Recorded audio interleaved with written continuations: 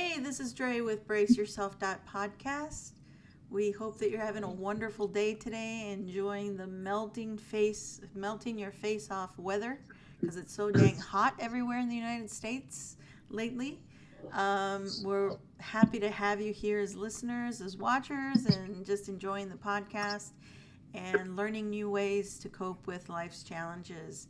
I'd like to introduce our honored guest today. His name is Vincent. Thank you, Vincent, for coming on today and to be able to share your story.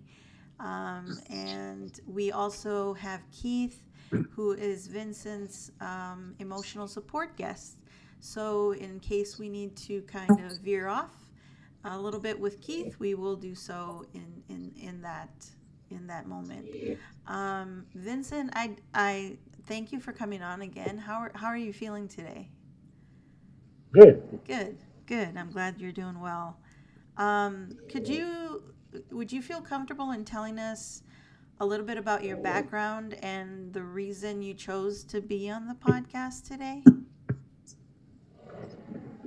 Uh, it was about 12 years ago that I left my ex-wife.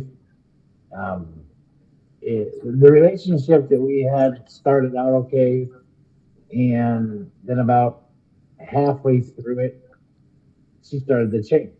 Um, got mouthy, got angry.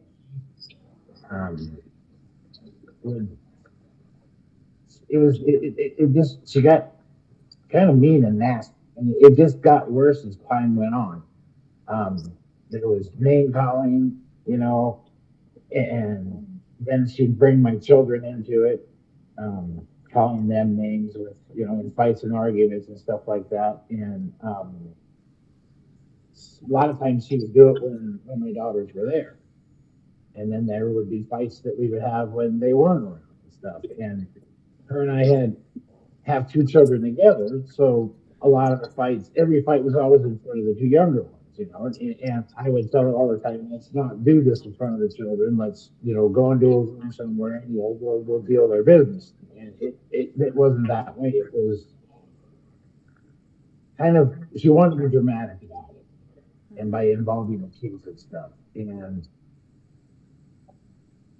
it got to a point to where we had split up towards the very end. Um, I'd come over for a weekend to visit with my kids, and she was nosing through my phone and then wanted to start a big old fight and argument, and that woke the kids up, and it got physical. She started hitting me and kicking and punching me and stuff, and this wasn't the first time that she's put hands on me. She's done that to me a couple other times. Um, she even went as far as calling the cops on me and saying that I hit her.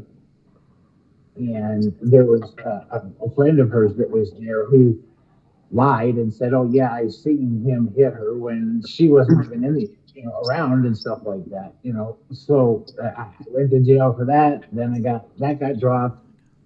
But then that night, with everything that went on, her middle daughter had come out of the room. She got woke up because the other two, our two youngest were screaming, and they were scared and stuff like that. And the middle daughter come out with my handgun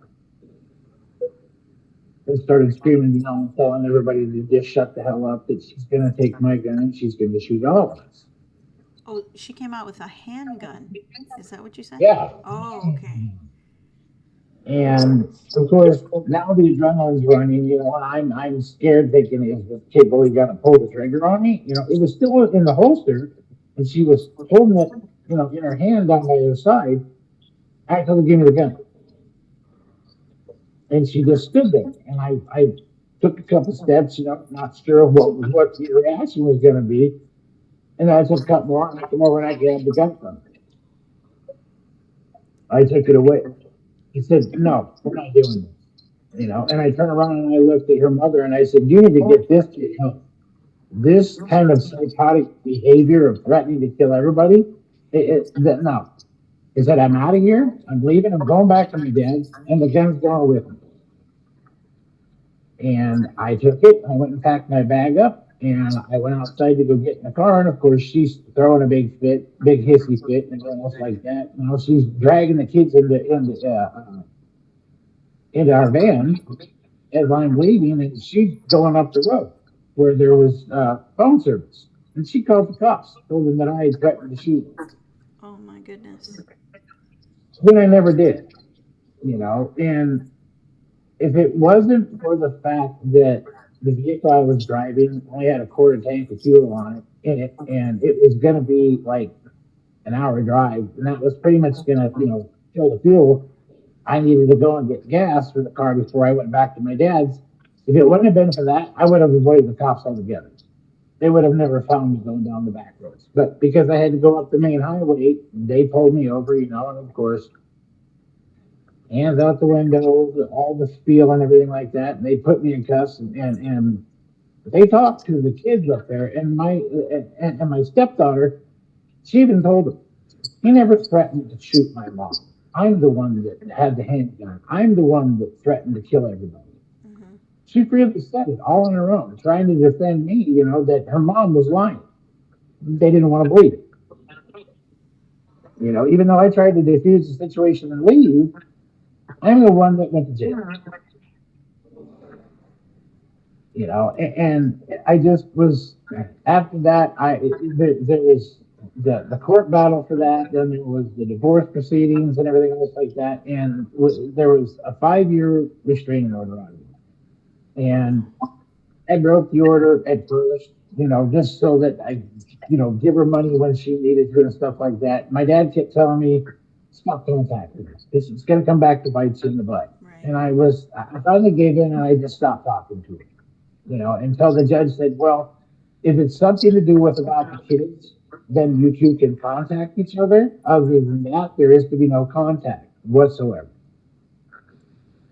Well, I made it safe, and I did it where it was through my oldest daughter.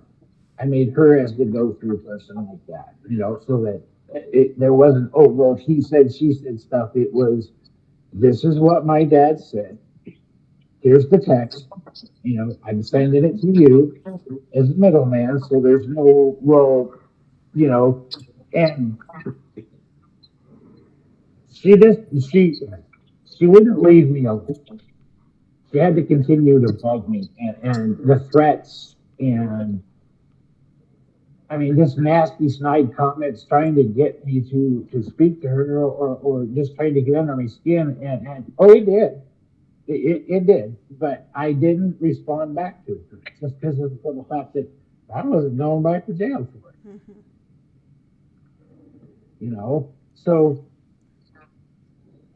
when it came, I don't remember the exact date, but it's now 12 years that we've been divorced as of June. Um, so Did you say 12 years? yeah, Oh, 12 we've years. been divorced for Okay. 12 years, and I've actually been with the girl that I'm with now for 12 years, pretty much. Okay. So, but we'll get into that a little bit later. Um, Over that time, it was the same way of any kind of contact was done with my daughter, and stuff like that. Visitation, I had to be put on what was it, supervised visitation, because of her stories that she was telling the judge of how I was such a horrible person, and I was an alcoholic, and I was drunk and stuff like that. And well, of course, any adult drinks, but I never drank in front of my kids. Mm-hmm. That just wasn't something I was going to do. Mm-hmm. I didn't do it in front of, well, I did with my older daughters, but it was, something here and there kind of thing like that. But, Right. um, so it wasn't like it was a big issue that I was, get up in the morning and start drinking like she was claiming I was doing, and drink all day long and all night long. That wasn't the case, So it was going to cost me $200 to have supervised visitations in a facility unless I could find somebody that the courts would be okay with. So I talked to my first ex-wife, and she agreed to do that, and that's what we did for a while. And then, of course, The second ex wanted to cause problems there again and made it so that, my first ex was tired of the garbage and she just didn't want to deal with it anymore. So then we brought my daughter into deal with it. And it was okay for a while, and then she did the same thing. Would badmouth me, talk trash about me to my daughter, argue with her over stuff about what was going on with the visitation and everything else like that. And then my daughter just stepped away. And I didn't have the money to pay for going to have, supervised visitations at a facility. I just did between them taking so much out of my check every month for child support when I was working. Right. I couldn't afford it, so I went for a 10-year span where I didn't get to see my kids. The only way I got to have any kind of knowledge of them was my daughters would catch them. They would take them to places and they would take pictures and they would send me the pictures. So I at least got to see pictures of my kids. Um, And then after about the 10-year mark of my daughter's wearing her down, she finally gave in and agreed to sit down and talk to me. And that's when she decided, that's when, like I'm going to emphasize, she decided that she wants to do parenting. And we've been doing that since, let's see, since my son was 15, he's 18 now. So for the last 3 years, we've been doing co-parenting and stuff. Um, it has, it's worked out, but it hasn't, because she wants me to back her up and stuff, and I do. But when I ask her to back me up, she won't do it.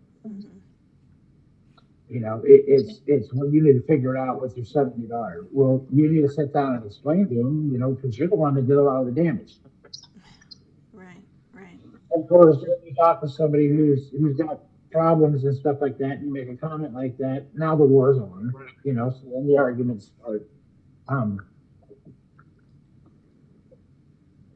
I decided that even though we're not together, any person that's any partner that she's with, and I told her this, if they treat our children like crap, I'm coming for them.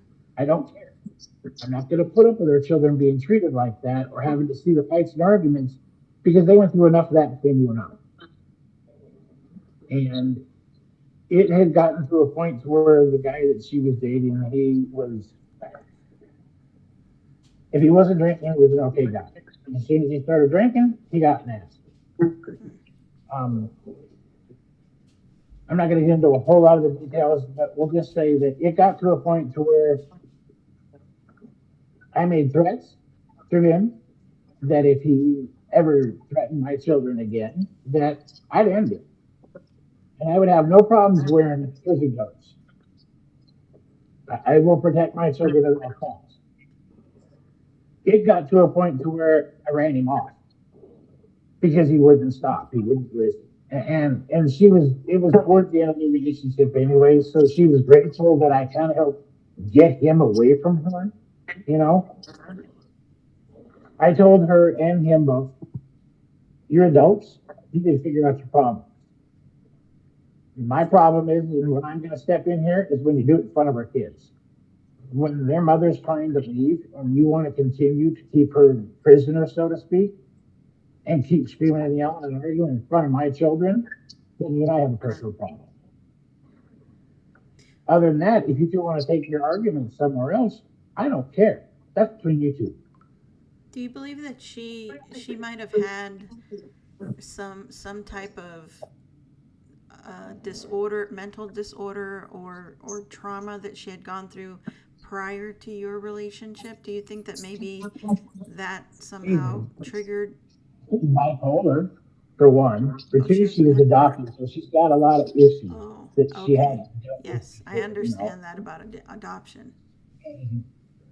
And she is, I'm just going to say it, she's a narcissist. She will not to admit to any wrongdoing or anything like that. We talked and stuff, and she's like, I've gone to therapy, I've forgiven you, but she's never come to me and said, I forgive you.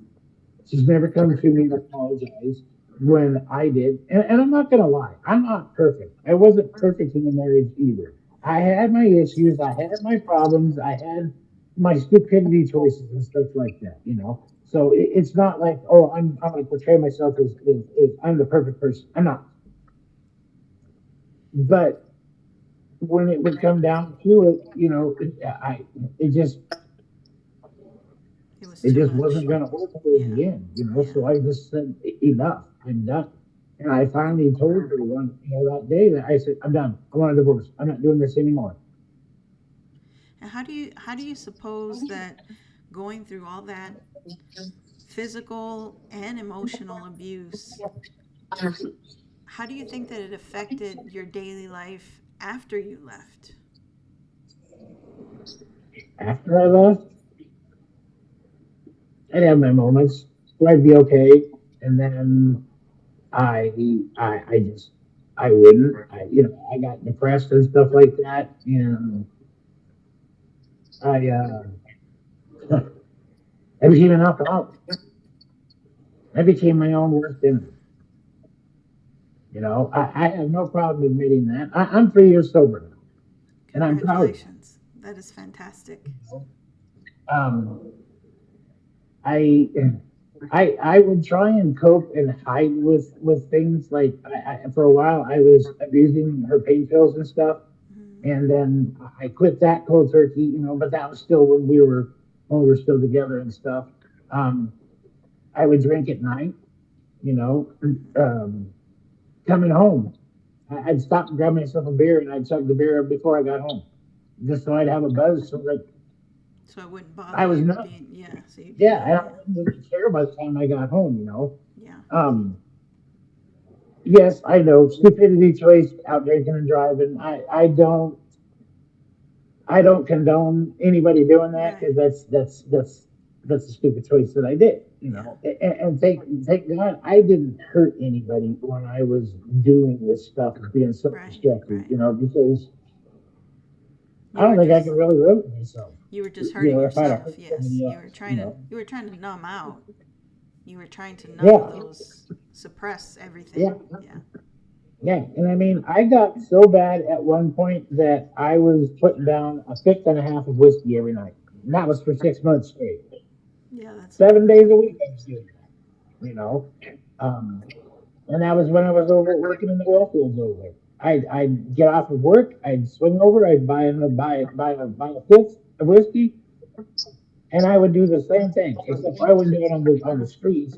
I'd hit the back dirt road. So if I did have an accident or I crashed, it wasn't into somebody else. It was just me getting hurt, and nobody else. You know, I drank my way on the way home back to the trailer that I was living in.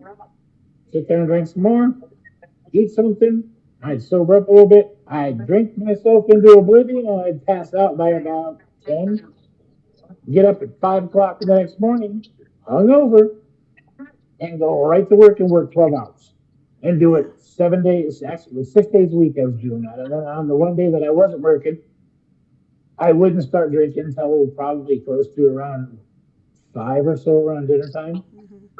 You know, and then I would do the same thing. And then So you were when I functioning. got home, You were functioning then. oh yeah, Yeah. yeah, you It. know. And then when I got back home, you know, the drinking stopped for a while, you know. And then when I left her, and I got with the girl that I'm with now, I would, it was 1 or 2 beers every night.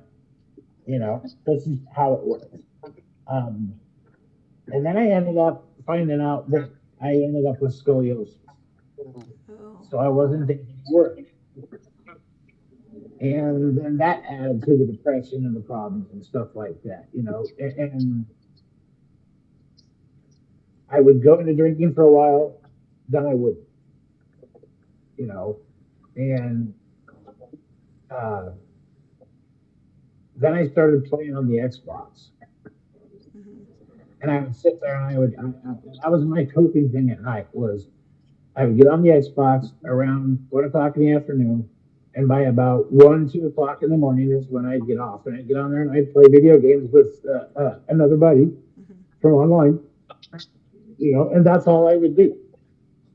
And then, um, So you didn't have quite the healthiest outlets, you just had addictive outlets. yeah, Yeah, yeah. And yeah. how do you think you've during that time, how are you feeling about yourself? I assume that you had a low self-esteem. I assume but I don't want to make these assumptions. I want to know from you, how did you actually feel about yourself during that time?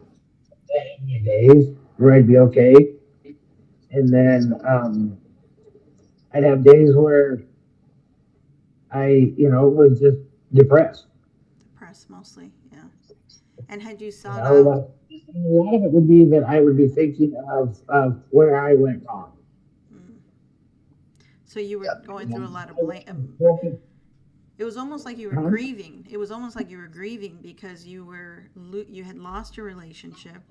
You were suppressing, so you were in denial, sort of. It was almost like grief, right? Would I be Yeah, correct in saying that? So, yeah. so now that you're in this new relationship, do you still feel do you still feel like you have to numb your feelings, or are you able to communicate that with your partner? No, I don't really. I mean, with the addictive personality, um, like I said before, I'm 3 years sober now. I don't do any drinking, anything anymore like that. I do have pain pills because of my chronic back pain and stuff like that. And then and I'm not gonna lie here. There's times where I will want to numb with the pain meds, and when I get to that point, I hand her the bottle. I give her the bottle of my pain meds, and I Oh, tell her I can't trust myself right now. Deal them out to me like I'm a little kid, that and I takes say it exactly like that. She understands. She gets it because at that point in time, right there, I'm going through one of my moods or one of my modes of I don't feel right.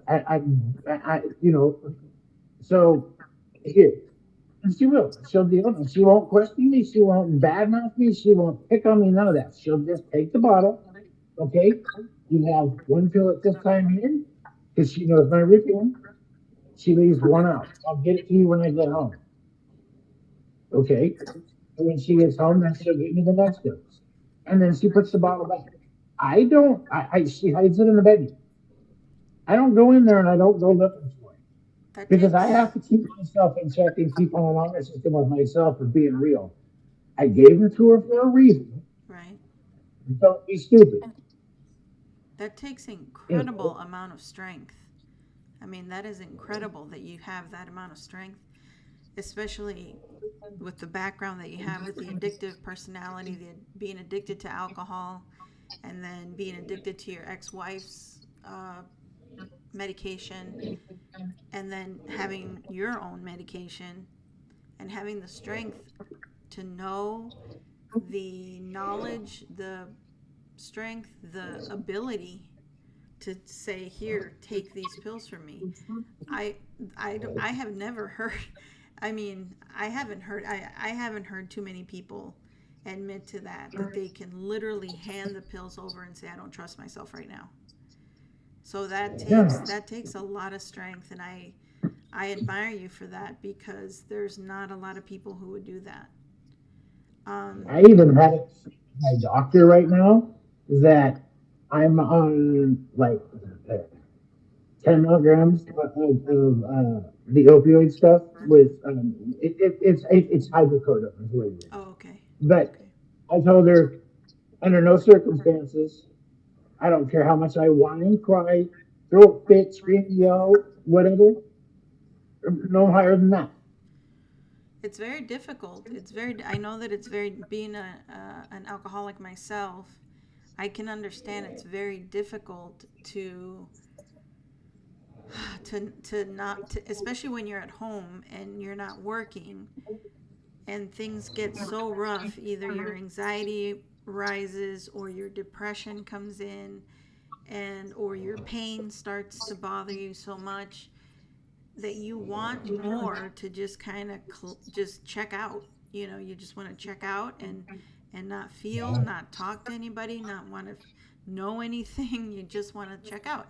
And to me, that's very admirable because I sometimes have trouble not taking my medication when I have a panic attack, and not try to ride it through because it's so difficult for me to do that. So I really, really admire that the fact that you have that ability to do that. And what I want to know is, now that you've gone through so much of that addictiveness and the relationships and the difference in the two relationships, what do you think that you've learned about healthy relationships now being one in yourself, or healthier relationship? It wasn't healthy at the beginning because I was very self-destructive about it. And it wasn't until last October when um, I was scrolling through TikTok and I found a video on there of a female survivor. And some of the stuff that she had said in the video, I had started to think about it. And I made a comment on the video, and she responded right back, which kind of shocked me. So it ended up taking her and 8 other female survivors that were watching that video and the comments and stuff. It took them 45 minutes for them to get me to come out of my shell and admit that I was a survivor myself. And that's where it all started, was from there. Once I came out of my shell and I came out of hiding and I admitted that I am a male domestic violence survivor, things started to shift. I started looking more at how the relationship was and where I was at with my relationship now and stuff. And it took a lot to check myself Mm-hmm. because I had a temper. My temper wasn't as bad as it was when I was younger. I mean, at the drop of a hat, somebody looked at me wrong when I was younger, the fight was on. Yeah. And being so used to having snappy responses and barking and biting at somebody because that's all you're used to in a relationship, it was something I had to get used to change, you know. Yeah. And it started slowly. And I wasn't even close to being perfect at it, not even remotely close.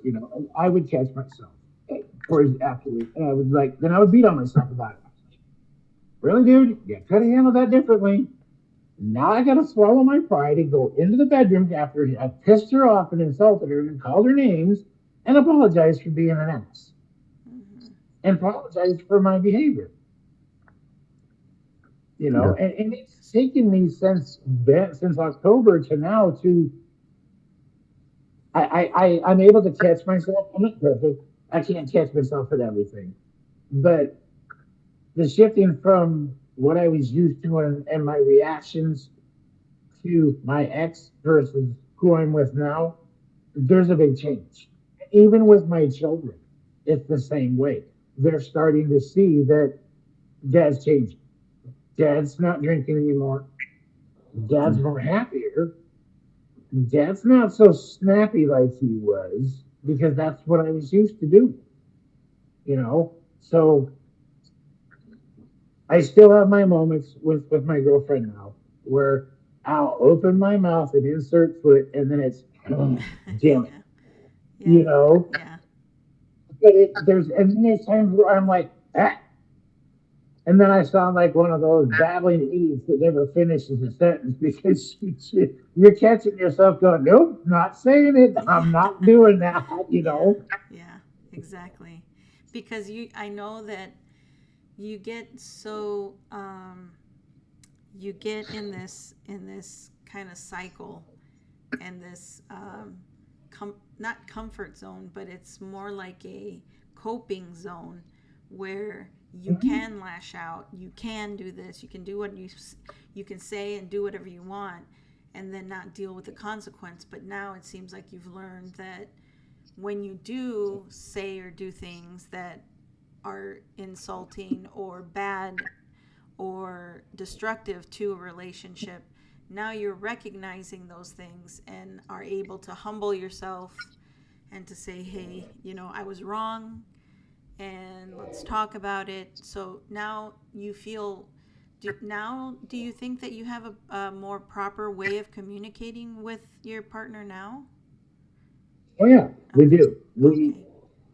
She'll come to me, and I'm still having to get used to. I need to talk to you about something, and the first thing that pops in my head is, "Great, what the hell did I do wrong now?" Because I'm still used, I think And then everybody I have does to that. take, nope, stop, don't do that, because we don't know what she's going to say or ask. Yeah. Yeah. Yeah. So now I'm not in defense mode. It's okay. Give her a second. Don't assume. Because I'm like, well, I don't remember doing or saying anything wrong. So what's she gonna do? Okay, never mind. We'll just wait. Yeah. And she has learned to communicate with me a lot more too. She's and also been changed in me and stuff. Um, she is. This is how supportive she is with me. When I took my last drink, I woke up the next morning and I looked at the whiskey bottle that was still sitting on the floor, and I just went in my head. I said, I don't want it. That was it. It was cold turkey. I walked away from it that day. And when the nighttime came and she says, "Well, you gonna have a drink?" and I said, "I don't want it. I don't feel like it." And I continue to go that way. This is where how much supportive she is. She's 3 years sober, just as I am.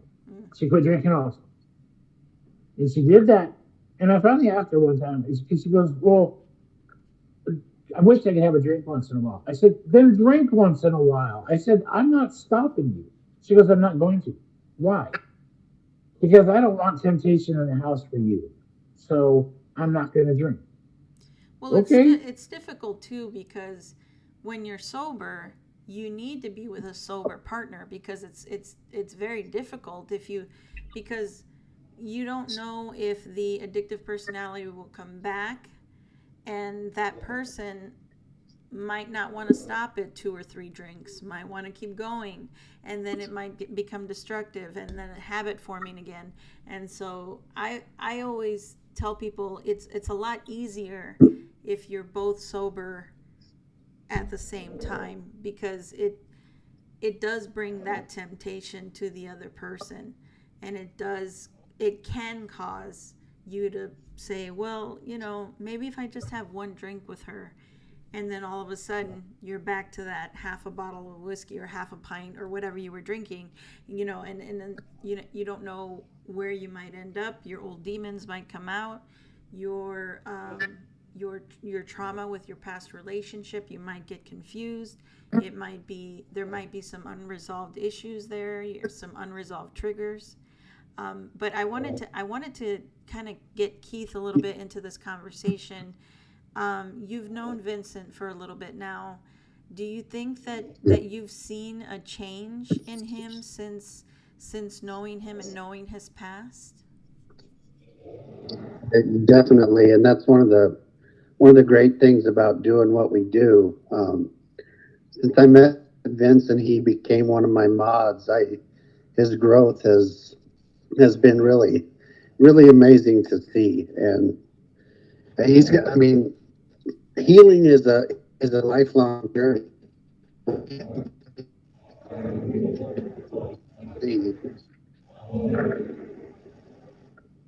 I'm sorry, you froze up a little bit. Could you repeat that?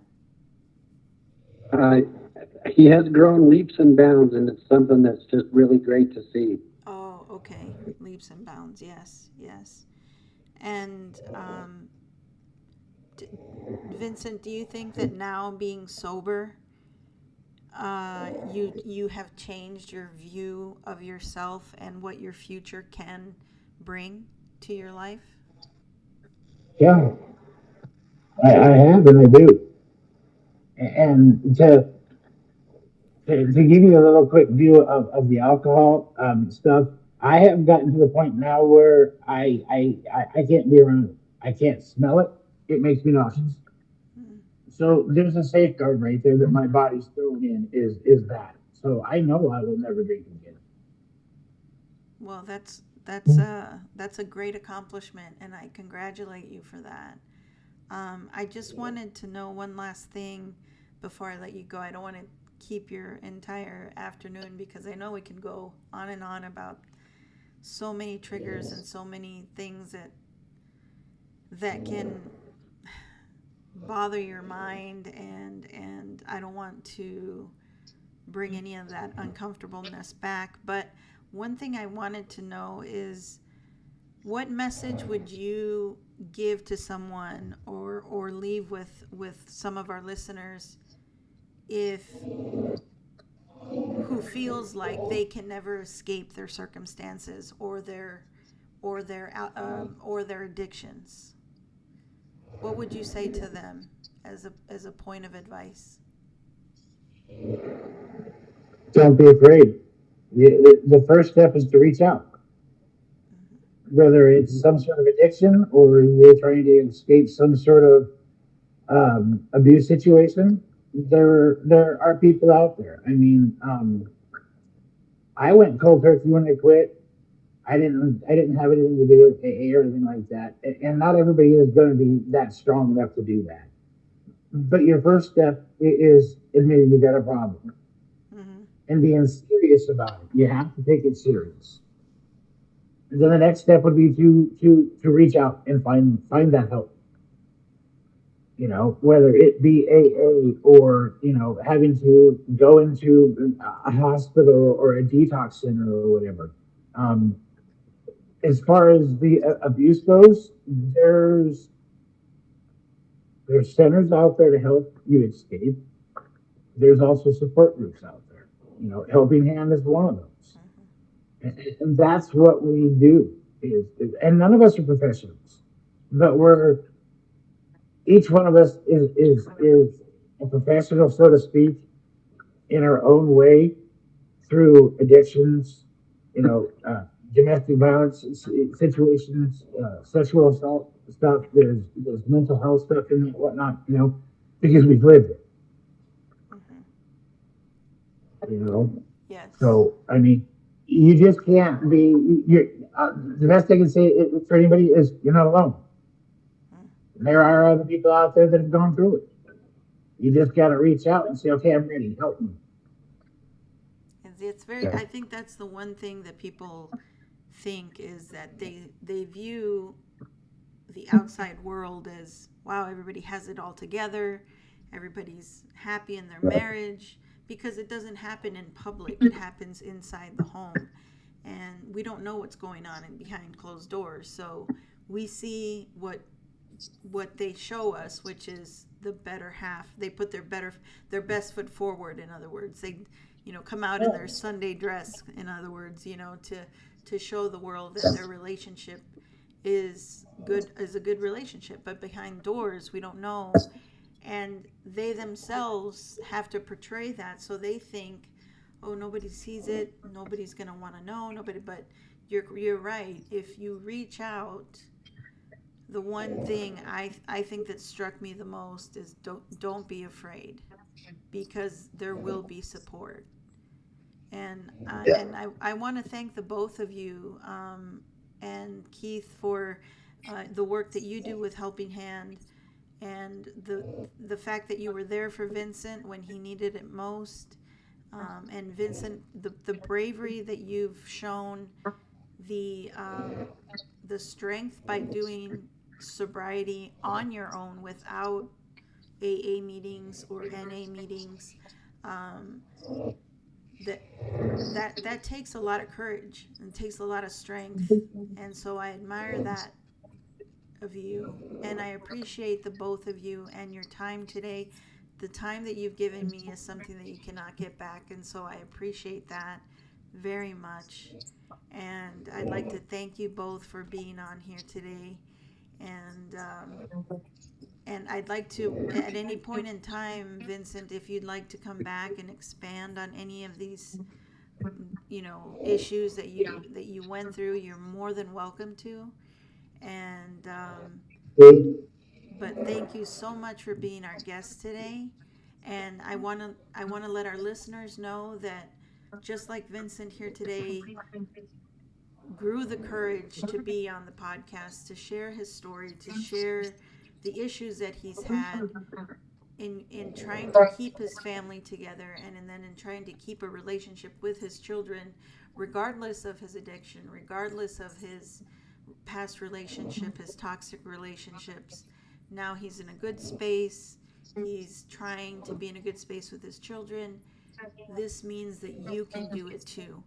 And we'd like to thank Helping Hand also, because they have released a website. And Keith, can you tell us a little bit about that website? Yeah, the website, you can reach it at www.helping-hand-network.org. That is, we're just launching it today for the first time. It'll be a week old by the time they see this, but yeah, and it has how you can contact us, and the Brace Yourself podcast is also in there, because this is a great thing for us also in getting our word out there. And I just want to thank Vincent, because he not only has he gone through and changed, he also is an advocate for other people, and he does a great job with that. So Thank you very much, gentlemen, today for the information, for the to being vulnerable as well, Vincent. I appreciate your vulnerability. It takes a lot, especially with a lot of men. I find that it takes a lot to become vulnerable, because you're seen as someone who needs to have the strong shoulder all the time and be completely intact all the time, and not have the ability to be vulnerable, break down, have their time to, hey, I need to collect my thoughts. I need to realize who I am, to be able to release the triggers, release the anger, release these emotions that you go through by circumstances that you're placed in. And again, I'd like to thank you all for being here. I'd like to thank our listeners. And if you'd like to be a guest on BraceYourself.podcast, you can reach us at braceyourmentalhealth@gmail.com. You can reach us on TikTok and on Instagram, or you can leave a comment simply here on the episode. And please watch these episodes, as they can try to help you to not be afraid and to reach out. And once again, this is Dre, and this is BraceYourself.podcast, and that's a wrap. Thank you.